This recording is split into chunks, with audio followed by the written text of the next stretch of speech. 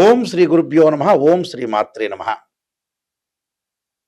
రవిగ్రహము, సూర్యగ్రహం, ఆదిత్యుడు, ఆరోగ్య ప్రదాత. సూర్యభగవానుడు సంవత్సర కాలం తర్వాత మళ్ళీ ఉచ్చస్థానంలోకి వస్తున్నాడు.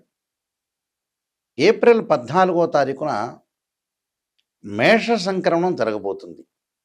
ప్రధానంగా రవికి ప్రధానంగా ఉండే సంక్రమణాలు ఏవంటే చాలా సంక్రమణాలు ఉంటాయి.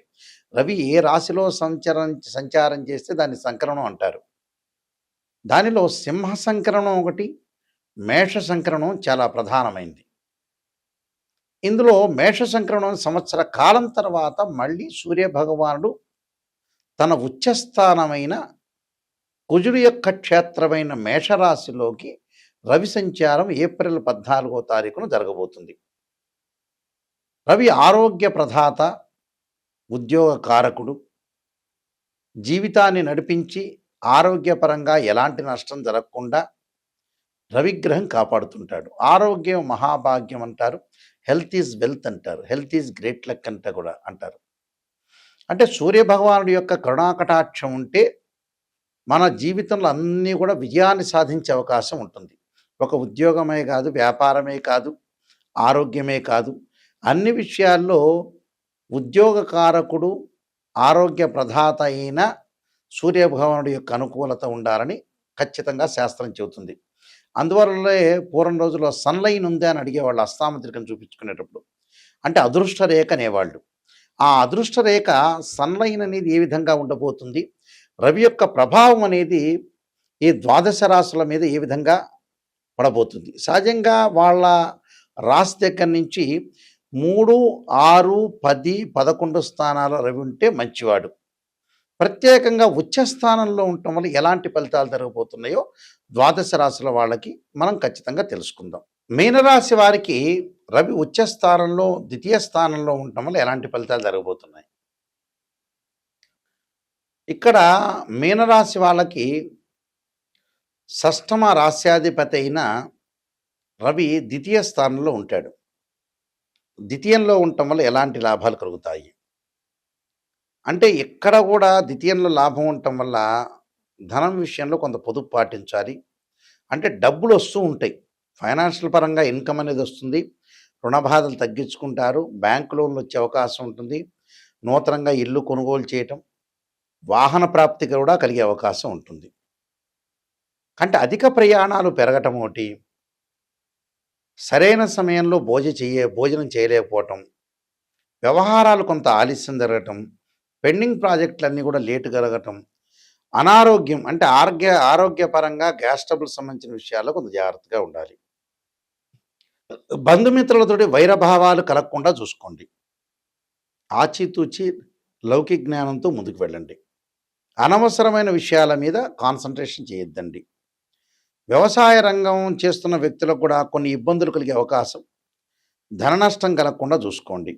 శిరస్సుకు సంబంధించిన వ్యాధులు అంటే తలనొప్పి, అలానే కంటికి సంబంధించిన వ్యాధులు విషయంలో కొద్దిగా అప్రమత్తంగా ఉండండి.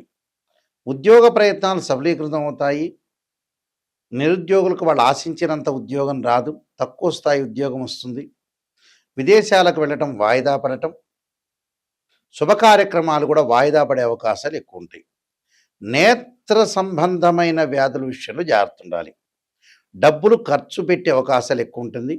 వ్యాపార పరంగా, వృత్తిపరంగా కూడా లాభాల్లో పెద్దగా అధిక లాభాలు వచ్చే అవకాశం అనేది లేదు. శిరోపీడనం అంటారు, శిరస్సుకు సంబంధించిన వ్యాధులు కలిగే అవకాశాలు ఉంటాయి. అంటే మెంటల్లీగా మీరు స్ట్రాంగ్గా ఉండండి, మానసికంగా ఆలోచన చేయొద్దండి. మానసికంగా పరంగా ఇబ్బందులు కలిగే అవకాశం అనేది ఉంటుంది కాబట్టి మానసికంగా ఎలాంటి ఇబ్బందులు కలగకుండా చూసుకోండి.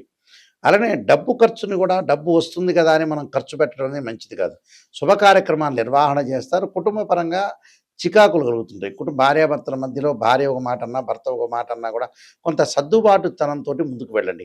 అనవసరమైన విషయాలకి రాద్ధాంతం చేసుకోకుండా మధ్యవర్తిత్వం అనేది మంచిది కాదు. మధ్యవర్తిత్వం అనేది ఎవరి మధ్యలో కూడా మీరు ఎడ్యుకేషన్ విషయంలో ముందుకు వెళ్ళొద్దండి. ప్రణాళికాబద్ధంగా రూపొందించుకొని లైఫ్‌ని ఎన్హాన్స్ చేసుకొని ముందుకు వెళ్ళండి.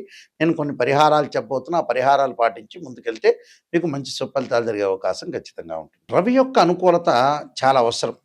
అంటే ఏ జాతకులకనైనా సరే రవి మహర్దశ బాగుండాలి. రవి మంచి స్థానంలో ఉండాలి. రాశిచక్రంలో గాని, భావచక్రంలో గాని, నవాంశంలో గాని రవి అనుకూలంగా ఉంటేనే మనం ఉద్యోగం సాధించగలుగుతాం. ఆరోగ్యం బాగుంటుంది. మనకు ఆరోగ్యం బాగుంటేనే మనం ఉద్యోగం చేయగలుగుతాం, వ్యాపారం చేయగలుగుతాం. ఏదైనా ఆరోగ్యం బాగుంటేనే మనకు అదృష్టం కలిసొచ్చే అవకాశం ఉంటుంది. అదృష్టం కలిసొచ్చే గ్రహం కూడా రవే. రవి సహజంగా వాళ్ళ రాశి దగ్గర నుంచి 3, 6, 11 స్థానాలు సుఫలితాన్ని ఇస్తాడు. అంటే వాళ్ళ రాశి దగ్గర నుంచి రవి ఎక్కడున్నాడో చూసుకోవాలి. ప్రధానంగా ఇప్పుడు సంవత్సర కాలం తర్వాత రవి ఉచ్చ స్థానంలో ఉన్నాడు. మరి రవి వల్ల చాలా ప్రయోజనాలు పొందాలంటే ఏంటంటే రవి యొక్క అనుగ్రహం అనేది మనకుండాలి. రవి చెడు స్థానంలో ఉంటే ఖచ్చితంగా ఆదిత్య హృదయాన్ని పారణం చేయాలి. సూర్య భగవానుడి యొక్క ఆరాధన చేయాలి. ఆదిత్యాయుధే సహస్రకిరణాయ ధీమే తన్నో సూర్య ప్రచోదయాత్ అనే మంత్రాన్ని చదువుకోవాలి. వీలైతే శ్లోకం ఉంటుంది. జపాకుసుమ సంకాసం కాశ్యపేయం మహాదుతిం తమోరిం సర్వపాపగ్నం ప్రణతోస్మి దివాకరం అనే మంత్రాన్ని చదువుకోవాలి. అలానే ఆరాధన చేయాలి. అగ్నిని ఆరాధన చేయాలి. అగ్నిదేవుణ్ణి ఆరాధన చేయటం కూడా చాలా మంచిది. అని రుద్రుణ్ణి కూడా ఆరాధన చేయమంటారు. అంటే సూర్యగ్రహానికి ఏమిటంటే అధిదేవతలు ప్రతిదేవతలు ఉన్నారు. ఒకళ్ళు అగ్ని, ఒకళ్ళు రుద్రుడు. అంటే రుద్రుణ్ణి పరమేశ్వరు యొక్క ఆరాధన చేయాలి. అలానే విష్ణువు యొక్క ఆరాధన చేయాలి. అంటే ఓం నమఃశివాయ పంచాక్షరి చేసుకోవాలి.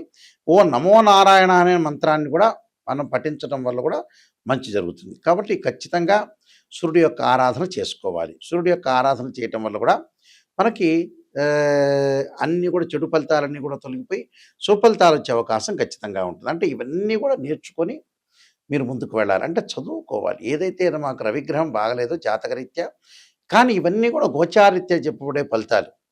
బర్త్ చార్ట్ వేరు, గోచారం వేరు. గోచారం ఎప్పుడూ కూడా ఎంత కృషి చేసినా కూడా ఆవగిందంత అదృష్టం ఉండటానికి గోచారం. బర్త్ చార్ట్ ఏంటంటే జీవితాంతం కూడా అనుకూలంగా ఉండటానికి బర్త్ చార్ట్ అవసరం. ఆ బర్త్ చార్ట్ ఏ విధంగా ఉండబోతుంది, ఆ బర్త్ చార్ట్లో రవి మార్గదశ మాకు కలిసి వస్తుందా లేదా, ఉద్యోగ ప్రయత్నం సఫలీకృతం అవుతుందా, ఎప్పుడు కూడా కొంతమందికి ఉద్యోగం అప్ అండ్ డౌన్స్ ఉంటాయి. ఉద్యోగాలు ఎంప్లాయ్మెంట్ ఒక సంవత్సరం బాగుంటుంది, ఇంకో సంవత్సరం ఖాళీగా ఉంటారు. ఆ సంవత్సరం అంతా కూడా డబ్బులు సంపాదిస్తే నెక్స్ట్ ఇయర్ ఆ డబ్బులు ఖర్చు పెట్టేస్తారు. 2 సంవత్సరాలు బాగుంటుంది, 3వ సంవత్సరం బాగుండదు. అలాగా కంపెనీలో తీసేయటము, ఉద్యోగంలో వీళ్ళు బయటికి రావటము, వీళ్ళ మీద ఫేవరబుల్ లేకపోవటము, శత్రువులు బాగా పెరగటము, ఇలాంటి ఇన్సిడెంట్స్ ఎక్కువగా జరిగే అవకాశాలు ఎక్కువ ఉంటాయి. కాబట్టి ఉద్యోగపరంగా ప్రయత్నాలు ఏ విధంగా ఉన్నాయో తెలుసుకోవాలి. తెలుసుకొని చాలా జాగ్రత్త పడి ముందుకు వెళ్తేనే మనకు మంచి జరిగే అవకాశాలు ఎక్కువగా ఉంటాయి. ఉద్యోగం అనేది ఏ విధంగా ఉందో తెలుసుకోవాలి. ఉద్యోగము, ఆరోగ్యము, వ్యాపారము, అలానే ఫైనాన్షియల్ పరంగా ఉండే డెవలప్మెంట్స్ ఇవన్నీ కూడా ఉద్యోగం వల్లే లభిస్తాయి. కాబట్టి ఖచ్చితంగా తెలుసుకోవాలి. నేను కొన్ని ఆస్ట్రాలజీ బుక్స్ రాశాను. ఆస్ట్రాలజీ సంబంధించిన బుక్స్ రాశాను.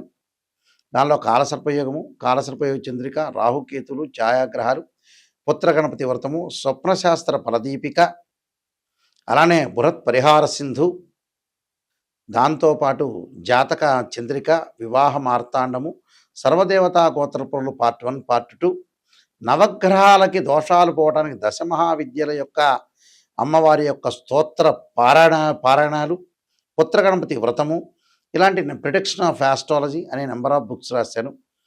మీరు జాతకాన్ని నిజంగా చెప్పించుకోవాలి, మేము డెవలప్మెంట్ కావాలి నాయకంటి గారి ద్వారా నిజాన్ని చెప్పించుకోవాల్సిన వ్యక్తులు మాత్రమే నాకు ఫోన్ చేయండి. ఎందుకంటే వాట్ ఈస్ ద రీజన్ అంటే కొంతమంది జాతకానికి మా దగ్గర అడిగి గురువుగారండి నెగిటివ్ చెప్పొద్దండి, పాజిటివ్ మాత్రమే చెప్పండి అని అంటారు. పాజిటివ్ చెప్పేటట్టయితే మనం పక్కన వాళ్ళని అడగచ్చు. మన ఇంటి పక్కన వాళ్ళు ఉంటారు, మమ్మల్ని పొగడండి అంటే పొగుడుతారు. పొగడటం కాదు, స్త్రీయ లోపం మెరుగుట పెద్ద విద్య, లోపం మెరిగిన వాడే పూర్ణవుతాడు. ఎప్పుడు కూడా నెగిటివ్ను మనం పాజిటివ్ చేసుకోవాలి. పాపం నెగిటివ్ అంటే ఇంట్రెస్ట్ ఉండదు చాలామందికి కూడా. ఆ ఇంట్రెస్ట్ లేకపోవటం వల్లనే లైఫ్ అనేది చాలామందికి కూడా వాళ్ళు కొంచెం అట్రఫెయిల్ కావడానికి కారణం అదే లైఫ్‌లో. ఎప్పుడు కూడా నెగెటివ్ ఏదైతే ఉంటుందో దాన్ని పాజిటివ్ చేసుకోవాలి.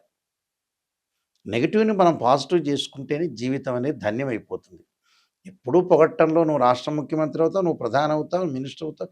ఇవన్నీ ఏముంటాయండి ఫూలిష్‌నెస్ విషయాలు నిజం చెప్పాలంటే. ఒక ఉద్యోగపరంగా గాని, ఆరోగ్యపరంగా ఇబ్బందులు కలుగుతున్నాయని చెప్పినప్పుడు మనం జాగ్రత్త పడటానికి అవకాశం ఒకటుంటుంది. అలాంటి విషయాలన్నీ కూడా మీరు గ్రహించండి. ప్రతి వాళ్ళు చెప్పే విషయాన్ని ఏం ఏం చెబుతున్నారు వాళ్ళు నిజం చెబుతున్నారా, అబద్ధం చేస్తున్నారా టాలీ చేసుకోండి. నిజాన్ని తెలుసుకోండి. అలానే మా వెబ్‌సైట్ ఉంటుంది. www.nayakanti.com గాని, nayakanti.in గాని ఇది చూడండి. చూసి చూడండి. మీకు అన్ని విషయాలు దానిలో సమగ్రంగా ఉంటాయి. అలానే మీరు స్క్రీన్ మీద స్క్రోలింగ్ అవుతున్న నంబర్ ఉంటుంది. నా నంబర్‌కి మీరు ఫోన్ చేయొచ్చు. అన్ని విషయాలు మీరు తెలుసుకోవచ్చు. నిజాన్ని తెలుసుకునే వాళ్ళు మాత్రం నాకు ఫోన్ చేయండి దయచేసి. అలానే మీ అందరికీ కూడా మంచి జరగాలని ఆశిస్తూ శ్రీ పరమేశ్వరి యొక్క కరుణాకటాక్షం ఉండాలని ఆశిస్తూ సర్వే జనా సుఖినో భవంతు.